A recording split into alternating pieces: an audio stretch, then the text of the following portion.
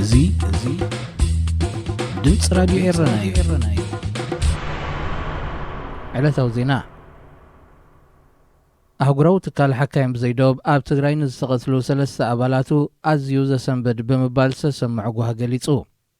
እቲ ትካል ኣብ ዘውፅኦ መግለጺ እስጳኛዊት ማርያ ሄርናንደዝ፣ ኢትዮጵያውያን ዮሃንስ ሓለፎምን ቴድሮስ ገብረ ማርያምን ዝተባህሉ ኣባላቱ ኣብ ትግራይ ኣብ ረድኤታዊ ንጥፈታት እንከለዉ ብምቕታሎም ዝተሰምዐ ጓሂ ብቃላት ክገልጾ ከም ዘይክእል ኣፍሊጡ። እቶም 3 ሰራሕተኛታት ትካል ሓደ መዓልቲ ዳሃይ ድሕሪ ምጥፍኦም መኪኖኦም ተዘሚታ ሬሳታቶም ከዓ ካብታ መኪና ሒደት ሜትሮታት ርሒቑ ከም ዝተረኽበት ሓቢሮም። ሓካይም ብዘይዶብ ሙሉእ መርመራ ትፍጻሚ ሓቲቱሎ። መንግስቲ ኢትዮጵያ ብሞቶም ሰራሕተኛታት ረድኤት ዝተሰምዖ ሓዘን ብመገዲ ጉዳያት ወጻኢ ኣቢሉ ገሊጹ። ብሞትዞም ኣብ ዓብዪ ዓዲ ብግፍዒ ዝተቐትሉ ሰራሕተኛታት ረድኤት ከዓ ወያነ ተሓታቲ ክብል ከሲሱ። እንተኾነ ዝበዝሐ ክፋል ሰሜናዊ ኢትዮጵያ ክሳብ ዝእዋንዚ ንጋዜጠኛታት ክፉት ብዘይምዃኑ ብናጻ ኣካል ንመረጋጋጹ ኣዝዩ ኣጸጋሚ ኮይኑሎ። ቀዳማይ ሚኒስትር ኢትዮጵያ ንዝተወሰነ ትካላት ረድኤት ናብ ዝተወሰነ ከባቢታት ትግራይ ክንቀሳቐሳ ፈቒዱ እኳ እንተሎ ሓልዋን ምክትታልን ክግበረለን ጸቕጥታት ይፈጥር ምህላው እዩ ዝውቀስ። መንግስቲ ሱዳን ተወሳኺ ሓድሽ ምትዕርራይ ባጀት ኣካይዱ። ብመሰረት ዝሓድሽ ተኣታቲ ዘሎ ምትዕርራይ ኣብ መንግስቲ ዝግበር ዝነበረ ወጻኢታት ጎዲሉ ናብ ማሕበራዊ ዕዳጋታት ዝያዳ ከተኮር ምዃኑ ካብ ከተማ ካርቱም ዝተመሓላለፈ ዜና ኣመልኪቱ። እቲ ምትዕርራይ ወጻኢታት መንግስቲ ሰበስልጣን ዝገብርዎ መገሻታት ብ50 ሚእታዊት፣ ንመካይን መንግስቲ ዝውሃብ ዝነበረ ነዳዲ ብ20 ሚእታዊት፣ ወርሓዊ ባጀት ኤምባሲታት ብ25 ሚእታዊት ክጎድል ዘጠቓለለ እዩ። ንዝተጸገማ ስድራ ቤታት ዝውሃብ ፋይናንሳዊ ደገፍ እውን ክብክብል ምዃኑ ባይቶታ ሃገር ኣጽዲቑሎ። ሕቡራት መንግስታት ኣሜሪካ ኣብ ናይ 2021 ዓመታዊ ጸብጻብ ንሱዳን ብዝምልከት ኣብ ዘውጻቶ መግለጺ መሰጋገሪ መንግስቲ ሱዳን ወርሓዊ ወጻኢታት ጸብጻብ ኣብ ምቕራብ ሓያል ጻዕርታት ይገብር እኳ እንተሎ ኣብ ፋይናንሳዊ ምሕደርኡ ግና ብዙሕ ግሉጽነት ዝጎደሎ ኣሰራርሓ ይኽተል ምህላው እያ ትገልጽ።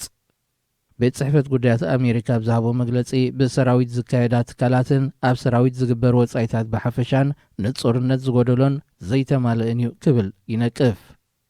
ሰራዊት ሱዳን ምስ ኢትዮጵያ ተኸፊቱ ዘሎ ደባዊ ምስሓብን ዘይርጉእነት ኣካላት መንግስትን ከም ሃጓፍ ተጠቒሙ ዝገብሮ ዘሎ ዘይተኣደነ ወጻኢታት መግትኢ ክግበረሉ ኣሜሪካ ተጠንቅቕ።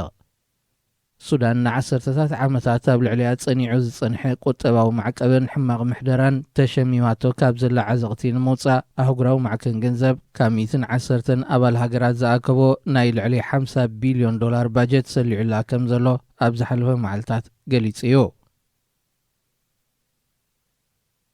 ኢትዮጵያ ብ21 ሰነ ዘካየደቶ ምርጫ ናጻን ርትዓውን ኣይነበረን ክትብል ሕቡራት መንግስታት ኣሜሪካ ገሊጻ።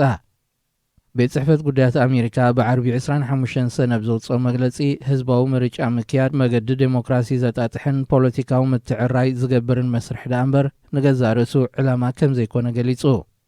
ምርጫ ኢትዮጵያ ኣብ ዘይርጉእን ዓሌታዊ ግጭት ኣብ ዝካየደሉን ዘሎ እዋን ይካየድ ምህላው ድሕሪ ምዝኽኻር ገለ ፖለቲካውያን ሰልፍታት ነቲ ምርጫ ምሕሳምን ፖለቲካውያን መራሕቲ ኣብ ትሕቲ ቀይዲ ምእታዎም ኣብ በበይኑ ኩርናዓት ሃገር ኩናት ኣብ ዝካየደሉ ዘሎ እዋን እውን ስለ ዝተኻየደ ናጻን ርትዓውን ክበሃል ከም ዘይከኣል ኣመልኪቱ።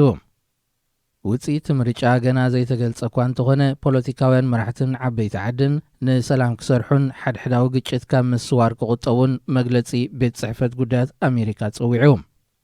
እቲ መግለጺ መወዳእታ ኢትዮጵያ እትያቶ ካብ ዘላ ቅልውላው ክትወፅእ ድሕረ ምርጫ ዘተኽተባባዕ ግርጭታት ኣብ ምፍታሕ ሃገራዊ ዕርቅያ ምክያድ ክትነጥፍ ሙሉእ ደገፍ ኣሜሪካ ከም ዘይፍለይ ኣመልኪቱ። ኣብ ትግራይ ተወሊዑ ዘሎ ኩናት ብሰላማዊ መገዲ ክዓርፍ ኣብ ልዕሊ ሰላማዊ ህዝቢ ዝተፈጸመ ግፍዕታት ብናጻ ኣካል ክምርመር ሰራዊት ኤርትራ ካብ ትግራይ ክወፅእ ዝብሉ ምሕጽንታታት እውን ኣብቲ መግለጺ ተጠቒሶም ኣለዉ።